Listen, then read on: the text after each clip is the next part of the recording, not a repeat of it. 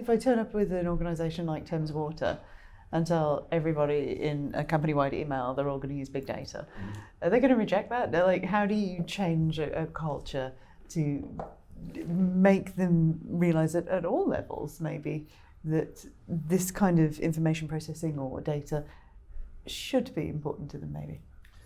I think it comes back to a lot around accuracy. And actually, if you can have a line back to your customers who you're trying to serve, I think that's really important. And I think, whether we are in the field and we record the fact that we've worked on a pipe can have an impact on whether or not there's going to be burst there in the future. So I think actually a lot of it changing the culture of again, rather than data is information, is actually about understanding the consequences of having information that's not good or not stored or gaps. And I think that comes back to a lot more about what we're trying to do at the moment is actually look at the data quality and then having the data standards and actually looking at the completeness of information about records. And then how does each individual play a role in improving when they have a phone call with a customer that says, oh yeah, I remember, let me just check if I've got your phone number.